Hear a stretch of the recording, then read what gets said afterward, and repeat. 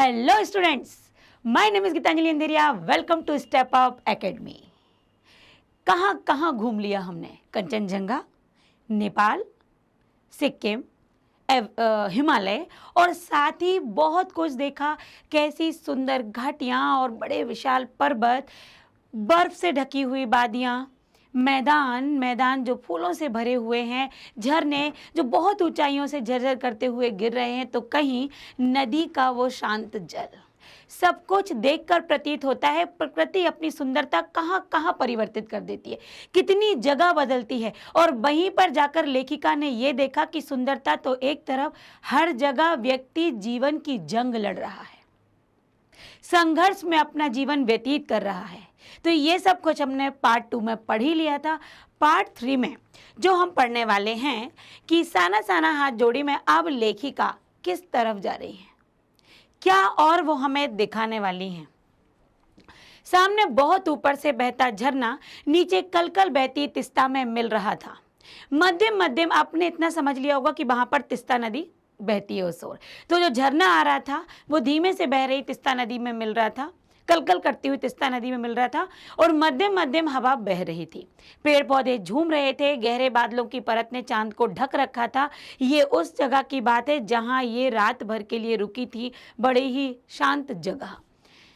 बाहर परिंदे और लोग अपने घरों को लौट रहे थे, और जहां ये रुकी हुई थी वो तिस्ता नदी के किनारे लकड़ी का बना हुआ एक घर। वातावरण में अद्भुत शांति थी। मंदिर की घंटियों सी घुंघरुओं की रुनझुनाहट थी। आंखें अनायास भर आईं, फिर उनको कुछ इमोशनल हो गई। वो सब कुछ देखकर, इतना सुंदर दृश्य देखकर, रात का दृश्य देखकर कहीं उनकी आंखों में भी हलचल होने लगी। ज्ञान का नन्हा सा बोधिसत्व जैसे भीतर उगने लगा। वहीं सुख, शांति और सुकून है जहां अखंडित संपूर्णता है। पेड़ पौधे, पशु और आदमी सब अपनी अपनी लय ताल गति में हैं। हमारी पीढ़ी ने प्रकृति की इस लय ताल और गति से खिलवाड़ कर अक्षम्य अपराध किया है। हिमालय अब मेरे लिए कविता ही नहीं, दर्शन बन गया था। क्यों उनका मन दुखी हो गया कि जहां इतनी सुंदरता है, जहां नदियां शांत और कलकल करती हुई बहती हैं, जहां आसमान कभी बादलों से घिर जाता है, तो कभी सुनहरी धूप आ जाती है, तो कहीं कोहरा छा जाता है, तो कहीं सुंदर वादियां हैं, तो कहीं सुंदर मैदान है। इन सब के बाद इस सुंदर प्रकृति के साथ हम मानव ने कैसी खिलवाड़ की है, बहुत अपराध किया है इसके साथ खिलवाड़ करके। और ये बिल्कुल सत्य है कि जब प्रकृति के साथ हम खिलवाड़ करते हैं तो एक दिन प्रकृति भी अपना रुद्र रूप दिखा ही देती है। तो जो प्रकृति के साथ हम मानव खिलवाड़ कर रहे हैं, उसके साथ जो हम बुरा बर्ताव कर रहे हैं, उसको सोचकर ही लेखिका का मन द्रवित हो उठा। अब कह रही है हिमालय मेरे लिए कविता मात्र नहीं, एक दर्शन मात्र बन गया था। वो हमारे लिए दर्शन जैसा प्रतीत होने लगा। अंधेरा होने के पहले ही किसी प्रकार डगमगाती शिलाओं और पत्थरों से होकर तिस्ता नदी की धार अब तक पहुंची। बहते पानी को अपनी अंजुली में भरा तो अतीत भीतर धड़कने लगा, स्मृति में कौंधा। हमारे यहाँ जल को हाथ में लेकर संकल्प किया जाता है। क्या संकल्प करूं? ये भारतीय परंपरा है कि जब लोग गंगा नदी के किनारे, हरिद्वार, कहीं ऐसी जगह जाते हैं तो कुछ संकल्प करने के लिए, या जब भी हमारे शास्त्रों में बताया गया है, ऋषि मुनि संकल्प लिया करते थे तो अपने हाथ में जल को लेकर उसको साक्ष्य मानकर ही वो संकल्प धारण करते थे। अब जब तिस्ता नदी का जल लेखिका ने अपने हाथ में लिया तो उन्हें वो पुराना अतीत अपना याद आ गया, अपनी परंपराएं याद आ गई कि हाथ में जल लेकर संकल्प लिया जाता है। मैं क्या संकल्प करूं? पर मैं संकल्प की स्थिति में नहीं थी। भीतर थी एक प्रार्थना, एक कमजोर व्यक्ति की प्रार्थना। भीतर का सारा हलाहल, सारी तामसिकताएं, सारी नेगेटिविटी बह जाए। इसी बहती धारा में रात धीरे धीरे गहराने लगी। ये संकल्प, उन्होंने संकल्प तो कुछ नहीं किया, लेकिन उन्होंने कहा कि मन के अंदर जो हलचल है, जो नेगेटिविटी है, मैं चाहती हूँ वो सब दूर हो जाए। अब धीरे धीरे रात और गहरी होने लगी। हिमालय ने काला कंबल ओढ़ लिया, मतलब अंधेरा छा गया। जितेंद्र ने लकड़ी के बने खिलौने से उस छोटे से गेस्ट हाउस में गाने की तेज धुन पर जब अपने संगी साथियों के साथ नाचना शुरू किया तो देखते देखते एक आदिम रात्रि की महक से परियों की कहानी सी मोहक वह रात महक उठी। अब वहां पर रात्रि में जहां आग जलाएगी, वहां पर जितेंद्र ने भी अपने साथियों के साथ गाना बजाना, नाचना प्रारंभ किया। मस्ती और मादकता का ऐसा संक्रमण हुआ कि एक एक कर हम सभी सैलानी गोल गोल घेरा बनाकर नाचने लगे। संक्रमण, वायरल, अब वो फैलता है तो सब पर फैलता है। तो जब नाचना प्रारंभ हुआ तो कौन रुक रुकता है, नाचने वाला तो कोई भी नहीं रुकता। सारे के सारे लोग गोला बनाकर नाचना प्रारंभ कर दिए। मेरी 50 वर्षीय सहेली मणि ने कुमारियों को भी मात कर दिया। वो इतना सुंदर नाची कि क्या लड़कियां नाचेंगी।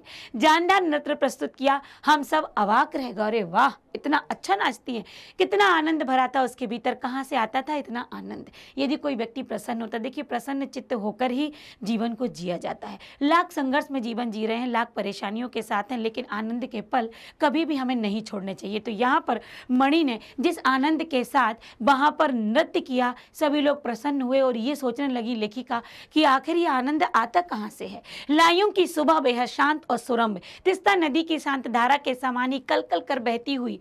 अधिकतर लोगों की जीविका का साधन पहाड़ी आलू, धान की खेती और दारू का व्यापार है। जो वहाँ का व्यापार है वो मुख्य तौर पर उसकी चर्चा भी यहाँ पर की गई। देखिए, सुंदरता, संस्कृति, लोगों का रहन सहन, वहाँ का तौर तरीका, ये सब कुछ लेखिका ने अपने इस पाठ में वर्णित किया। अब व्यापार भी कर दिया कि पहाड़ी आलू, धान की खेती और दारू का व्यापार यहाँ पर मुख्य है। सुबह में अकेली टहलने निकल गई थी। मैंने उम्मीद की थी कि यहाँ मुझे बर्फ मिलेगी, पर अप्रैल के शुरुआती महीनों में यहाँ बर्फ का एक कतरा भी नहीं था। यद्यपि हम सी लेवल 2 से 14,000 फीट की ऊंचाई पर थे, मैं बर्फ देखने के लिए बेचैन थी। हम मैदानों से आए लोगों के लिए बर्फ से ढके पहाड़ किसी जन्नत से कम नहीं होते। हम मैदानी क्षेत्र में रहने वाले लोग हैं, हमें रोज तो बर्फ मिलती नहीं, रोज क्या, कभी बर्फ देखने को नहीं मिलती। हम बर्फ देखने के लिए ही पहाड़ों पर जाते हैं, बर्फीले क्षेत्रों पर जाते हैं, तो हमारे लिए बर्फ मिलना तो किसी जन्नत से कम नहीं। अप्रैल का महीना चल रहा था, तो लेखिका को बर्फ तो वहां पर मिली ही नहीं। वहीं पर घूमते हुए एक सिक्किमी नव युवक ने मुझे बताया कि प्रदूषण के चलते स्नोफॉल लगातार कम होते जा रहे हैं। देखिए, प्रदूषण इतना बढ़ रहा है कि अब वो बर्फ ना गिरती है और ना उतनी मिलती है। प्रदूषण बढ़ने से क्या हो रहा है, वातावरण गर्म हो रहा है, और वातावरण गर्म होने से ही बर्फ जो है वो पिघलने लगी है। पर यदि मैं कटाव, वो उन्होंने वो जगह बताई जहां पर बर्फ मिल सकती थी, कटाव चली जाओ तो वहां शर्तिया बर्फ मिल जाएगी। मतलब बिल्कुल शर्त के साथ कह रहा हूं, बर्फ मिल जाएगी। कटाव यानी भारत का स्विट्जरलैंड। कटाव जो कि अभी तक टूरिस्ट स्पॉट नहीं बना था, सुर्खियों में नहीं आया था बनने के लिए, और अपने प्राकृतिक रूप में था, वहां पर कोई ऐसा प्रदूषण अभी नहीं फैला था। कटाव जो लाइयों से 500 फीट ऊंचाई पर था, करीब 2 घंटे का सफर था वहां जाने के लिए। चूंकि लेखिका को बर्फ देखना ही था, तो कटाव जाने के लिए वह नवयुवक मुझसे बतिया रहा था, मतलब बातें कर रहा था, और उसकी घरवाली अपने छोटे से लकड़ी के घर के बाहर हमें उत्सुकता पूर्वक देख रही थी। मतलब उसकी जो पत्नी थी वो हमें बड़े उत्सुकता से देख रही थी, ये लोग कौन है। तभी गाय ने आकर बाहर थैले में रखा उसका महुआ गुडुप कर खा लिया। महुआ लिया और खा लिया। गाय निकली, मीठी झिड़कियां देकर उसने गाय को भगा दिया बड़े प्यार से। उम्मीद, आवेश और उत्तेजना के साथ अब हमारा सफर कटाव की ओर चल पड़ा। कटाव का रास्ता और खतरनाक था, उस पर धुंध और बारिश भी थी। जितेन लगभग अंदाज से गाड़ी चला रहा था, इतना कुछ उसे पता नहीं था। बड़े अंदाजे से वो धीरे धीरे अपनी गाड़ी बढ़ाए जा रहा था। पहाड़, पेड़, आकाश, घाटियां, सब बादलों की परत, सब ढके हुए थे। सब कुछ बादलमय था। बादलों को चीरकर निकलते ही हमारी जीप खतरनाक रास्तों के एहसास ने हमें मौन कर दिया। अब हम बात ही नहीं कर रहे थे क्योंकि डर था। चारों तरफ बादल ही बादल थे, कोहरा छाया हुआ था, तो रास्ता दिख नहीं रहा था। उस पर बारिश हो रही थी। एक चूक और सब खलास, सब कुछ खत्म हो जाएगा। सांस रोके हम धुंध और फिसलन भरे रास्ते पर संभल संभल कर आगे बढ़ती जीप को देख रहे थे।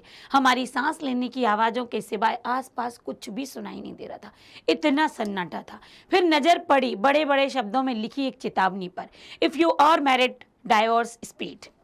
थोड़ी ही देर आगे बढ़े कि एक चेतावनी, दुर्घटना से देर भली, सावधानी से मौत टली, लिखा हुआ था। कि दुर्घटना से देर भली, तो हम कहते हैं ना कि दुर्घटना से देर भली, और भी लिखा हुआ था कि सावधानी से मौत टली। यदि आप बड़े प्यार से गाड़ी चलाते, बहुत आराम से, तो व्यक्ति की मौत भी टाली जा सकती। करीब आधे रास्ते बाद धुंध छट गई, साथ ही सृष्टि और हमारे बीच का फैला सन्नाटा भी हट गया।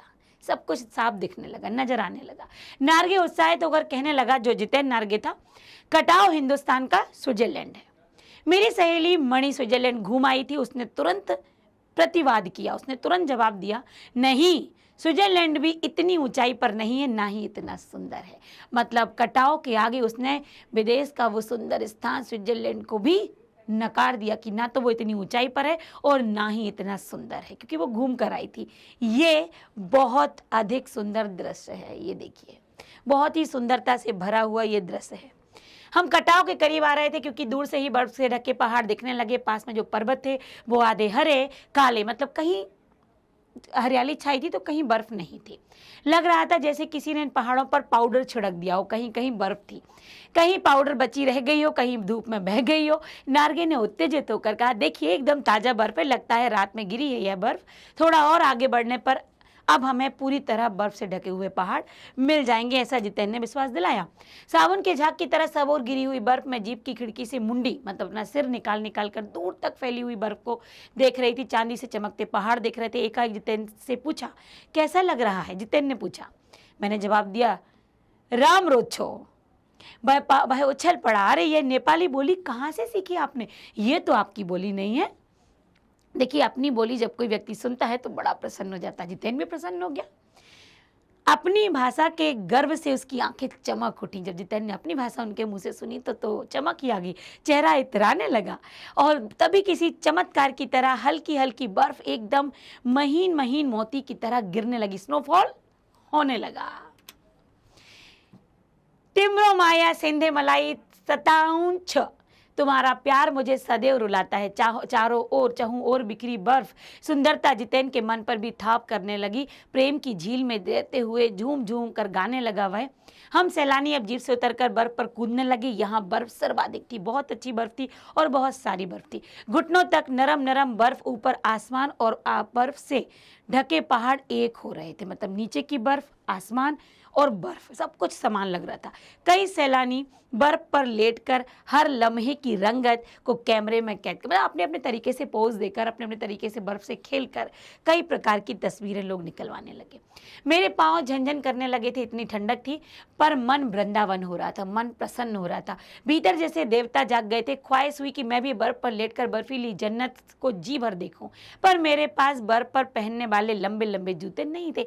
वहाँ के लिए अलग पोशाक होती है जो वहीं मिलती है। चूंकि कटाव वो स्थान नहीं था, पर्यटक का नहीं था, इसलिए इस प्रकार की दुकानें वहां पर नहीं थी।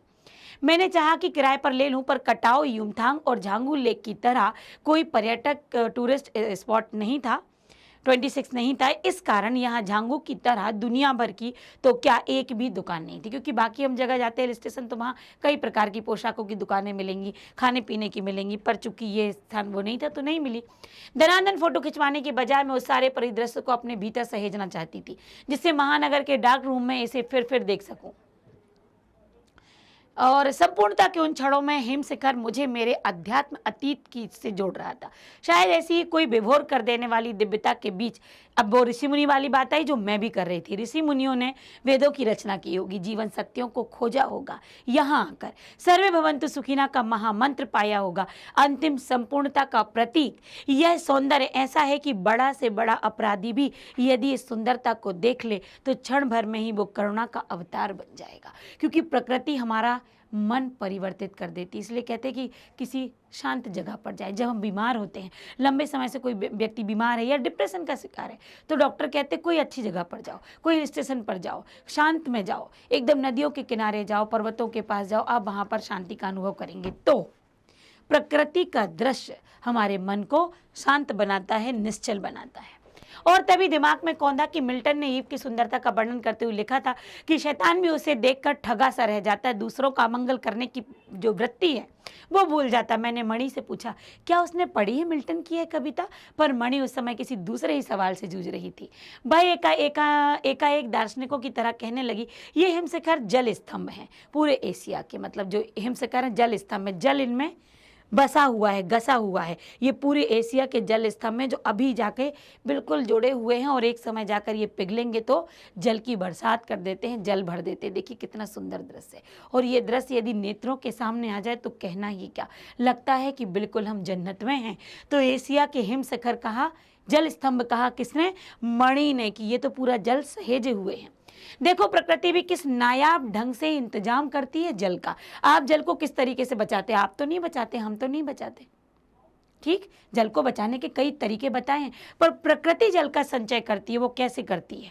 सर्दियों में बर्फ के रूप में जल का संग्रह कर लेती है। गर्मियों में जब पानी के लिए हाहाकार मच जाती है, त्राही त्राही होती है, तब बर्फ शिलाएं पिघल जाती हैं। और ये पिघली हुई बर्फ शिलाएं फिर हमें क्या करती है? हमारे सूखे कंठों में जल भर देती हैं।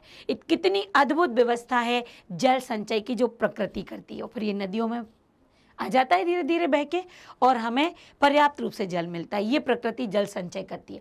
मणि ने विभूत हो माथा नवाया, जाने कितना ऋण है हम पर इन नदियों का, इन हिम शिखरों का। बिल्कुल हम ऋणी हैं इन हिम शिखरों के। यदि ये बर्फ ना होती तो गर्मियों में जो पानी आता है कहीं ना कहीं से, ये पिघल कर जो ठंडक देती वो ना देती। हमें इनका आभार मानना चाहिए, और नदियों का भी। संसार कितना सुंदर है, स्वप्न जगाते उन लम्हों मैंने सोचा, पर तभी उदासी की एक झीनी सी परत मुझ पर छा गई। उड़ते बादलों की तरह पत्थर तोड़ती उन पहाड़ियों का फिर से एक बार ख्याल आ गया कि नहीं, सुंदरता तो है लेकिन कहीं ना कहीं जीवन की जंग भी तो है। आत्मा के अनंत परतों को छीलता हुआ हमारा यह सफर थोड़ा और आगे बढ़ा, तभी देखा इक्की दुक्की फौजी छावनियां भी दिखी जहाँ फौज तैनात थी। ध्यान आया ये बॉर्डर एरिया है, थोड़ी दूरी पर ही चीन की सीमा है। एक फौजी से मैंने कहा, इतनी कड़कड़ाती ठंड में उस समय तापमान जो था वो था -15 डिग्री सेल्सियस था, आप लोगों को बहुत तकलीफ होती होगी। उसने हंस दिया, एक उदास हंसी थी। हालांकि आप चैन की नींद सो सकें इसीलिए तो हम यहाँ पहरा देते हैं, ये फैक्ट है। हम यहाँ दिवाली, दशहरा, होली, राखी मना पाते हैं। हम यहाँ सुकून शांति में अपने घरों के अंदर सो पाते हैं, क्योंकि वहाँ बॉर्डर पर फौजी दिन रात पहरा दे पाते हैं। फेरी बेटोला, फिर मिलेंगे कहते हुए जितेन ने जीप चालू कर दी। थोड़ी देर बाद दिखी एक फौजी छावनी फिर से दिख गई, और we give our today for your tomorrow. मन उदास हो गया, भीतर कुछ पिघलने लगा। महानगर में रहते हुए कभी ध्यान ही नहीं आया कि जिन बर्फीले इलाकों में बैसाख के महीने में 5 मिनट में हम ठिठुरने लगे थे, हमारे ये जवान पौष और माघ के महीने में भी, जबकि सिवाय पेट्रोल के सब कुछ जम जाता है, ये तैनात खड़े रहते हैं। तो वो बोल रहे हैं कि जब हम इस मौसम में यहाँ आकर ठिठुरते हैं, ये जवान जो तैनात हैं वो तो जहाँ बर्फ़ जम जाती केवल पेट्रोल डीजल को छोड़कर, वहाँ ये लगातार तैनात रहते हैं। तो कहीं ना कहीं मन फिर उदास हुआ, और फिर इनकी तरफ ध्यान गया कि ये भी हमारे लिए हमें भी इनका आभार देना चाहिए। जिन सकरे घुमावदार खतरनाक रास्तों से गुजरते भर हमारे प्राण कांप उठते हैं, उन रास्तों को बनाने में जाने कितने जीवन अपनी मियाद के पूर्व ही खत्म हो जाते हैं। एक रास्ता बनाने वाली औरतें जो कभी कभी जीवन भी गंवा देती हैं। मेरे लिए यात्रा सचमुच एक खोज यात्रा थी। क्या कुछ नहीं खोजा, रास्ते कैसे बनते हैं, कैसे फौजी तैनात होते हैं, क्या क्या हमने वहाँ पर दृश्य देखे, जो प्रकृति उसकी कितनी सुंदरता देखी, और प्रकृति का कितना परिवर्तन देखा। मेरे लिए सचमुच खोज यात्रा थी। पूरा सफर चेतना और अंतरात्मा में हलचल मचाने वाला था। बहरहाल अब हम लायुंग वापस लौटकर फिर युमथांग की ओर। जितेन कुछ दिन पूर्व ही नेपाल से ताजा आया था, तो यहाँ तक वो पहुँच गए थे। युमथांग की घाटियों में एक नया आकर्षण जुड़ गया था, ढेर प्रियता रोडोडेंड्रो के फूल। जितेन बताने लगा, बस 15 दिनों में ही देखिएगा ये पूरी घाटी इन फूलों से भर जाएगी, लगेगा फूलों की सेज सजा रखी हो। ये रास्ते अपेक्षाकृत चौड़े थे, इस कारण खतरों का एहसास कम था। इन घाटियों में कई बंदर भी दिखे, कुछ अकेले तो कुछ अपने बाल बच्चों के साथ, मतलब बंदर अपने बच्चों के साथ सफर करते हैं। बहरहाल घाटियां, वादियां, पहाड़ों, बादलों की आंख में चोली दिखाती पहाड़ी कबूतरों को उड़ाती हमारी जीप जब युमथांग पहुंची तो हम थोड़े निराश हुए। बर्फ से ढके कटाव के हिम शिखरों को देखने के बाद युमथांग में जहां थोड़ा फीका लगा क्योंकि वहां बर्फ नहीं थी, एहसास हुआ कि मंजिल से कहीं ज़्यादा रोमांचक होता है मंजिल का सफ़र। बिल्कुल सही बात है। जब हम रास्ते में बढ़ते जाते हैं तो रास्ते के जो जितने नज़ारे होते हैं वो बहुत ही रोमांचक होते हैं। बहरहाल युमथांग में चिप्स बेचती एक सिक्किमी युवती से मैंने पूछा, क्या तुम सिक्किमी हो? नहीं, मैं इंडियन हूँ, उसने जवाब दिया। सुनकर बहुत अच्छा लगा। सिक्किम के लोग भारत में मिलकर बहुत खुश हैं। जब सिक्किम स्वतंत्र रजवाड़ा था तब टूरिस्ट उद्योग इतना फला फूला नहीं था। हर एक सिक्किमी भारतीय आबो हवा में इस कदर घुल मिल गया कि लगता ही नहीं कि कभी सिक्किम भारत में नहीं था। तो सिक्किम के लोग अपने आप को सिक्किमी कहने से पहले इंडियन कहते हैं, क्योंकि भारत में सिक्किम मिल जाने के बाद उन्हें भारत में मिलना और भारतीय बनना सिक्किमी बनने से ज़्यादा अच्छा लगा। जीप में बैठने को हुए एक पहाड़ी कुत्ते ने रास्ता काट दिया। मणि ने बताया, पहाड़ी कुत्ते हैं, ये भौंकते नहीं हैं, ये सिर्फ चांदनी रात में ही भौंकते हैं। क्या? विस्मय और अविश्वास से मैं उसे सुनती रही। अरे ऐसा होता है? क्या समुद्र की तरह कुत्तों पर भी पूर्णिमा की चांदनी का कामनाओं का ज्वार भाटा जगाती है? जिस तरह ज्वार भाटा समझ में आता है किसमें, समुद्र में, चांदनी रातों में, क्या चांदनी रातों में ही ये कुत्तों का भौंकना भी शुरू होता है? ऐसा भी होता है क्या? लौटती यात्रा में जीप में भी जितेन ने हमें रकम रकम मतलब तरह तरह की जानकारियां देता रहा। मैडम यहाँ एक पत्थर है जिस पर गुरु नानक के फुटप्रिंट है, कहते हैं यहाँ गुरु नानक की थाली से थोड़े से चावल छिटक कर गिर गए थे, इसलिए यहाँ पर किसकी खेती होती है? चावल की खेती होती है, ऐसा लोगों का मानना है। करीब 3-4 किलोमीटर बाद ही उसने फिर उंगली दिखाई। मैडम इसे खोदुम कहते हैं, यहाँ लगभग पूरा 1 किलोमीटर का एरिया है, देवी देवताओं का निवास है, यहाँ जो गंदगी फैलाएगा वह मर जाएगा, ऐसा लोगों का यहाँ फिर मान्यता है। तुम लोग पहाड़ों पर गंदगी नहीं फैलाते ना, ऐसा पूछे लेखिका ने। उसने जीभ निकालते हुए, जैसे कोई हमसे पाप गलती हो जाती ना, हम ऐसे जीभ निकालते, उसने जीभ निकालते हुए कहा, नहीं मैडम, पहाड़ नदी झरने हम इनकी पूजा करते हैं, इन्हें गंदा करेंगे तो हम मर जाएंगे, क्योंकि पहाड़ नदी झरने ये उनका निवास स्थान है। तभी गैंगटॉक इतना सुंदर है। मैंने कहा तुम लोग नहीं गंदगी फैलाते इसलिए इतनी सुंदर जगह है। गैंगटॉक नहीं मैडम, गंतोक कहिए, इसका असली नाम गंतोक है। गंतोक का मतलब होता है पहाड़। मैं कुछ पूछती कि वह फिर चालू होगा। मैडम युमथांग भी पहले टूरिस्ट स्पॉट नहीं था, यह तो सिक्किम जब से भारत में मिला है उसके बाद कई वर्षों बाद भारतीय आर्मी के कप्तान शेखर दत्ता के दिमाग में आया कि यहाँ सिर्फ फौजें ही क्यों तैनात रहे, घाटियों के बीच रास्ते निकालकर इसे टूरिस्ट स्पॉट क्यों ना बनाया जाए। आप देखिए अभी भी रास्ते बन रहे हैं, हाँ रास्ते अभी भी बन रहे हैं, नए नए स्थानों की खोज अभी भी जारी है। शायद मनुष्य की इसी असमाप्त खोज का नाम सौंदर्य है। मन ही मन में मैं कहती हूँ जीप आगे बढ़ने लगती है। और इतना सब कुछ लेखिका ने देखा, मतलब ये दृश्य मुझे लगा कि मैं उनके साथ ही घूम रही हूँ। आपने घूमा या नहीं? मैंने बहुत मजा किया, मैंने सच में घूमा, बहुत कुछ लगा कि हमने अपनी आंखों के सामने देखा, चित्र हमारे सामने उपस्थित थे ही। तो यहाँ जाकर जो पाठ का पढ़ना था ये समाप्त हो गया। पाठ में बहुत सारी बातें आई थी जो आपके प्रश्न के उत्तर बनेंगी, तो बहुत ध्यान से आपने पाठ पढ़ा है। अगला जो वीडियो में लेकर आऊंगी वो अभ्यास का होगा, देर नहीं करूंगी। इससे पहले कि इतना बड़ा पाठ आप भूलें, मैं बहुत जल्द इसका वीडियो लेकर आऊंगी जिसमें पाठ के अभ्यास होंगे और फटाफट हम प्रश्नों के उत्तर सॉल्व करेंगे और याद हो जाएगा आपको पाठ। साना साना हाथ जोड़िए। आज के लिए बस इतना ही। Thank you so much.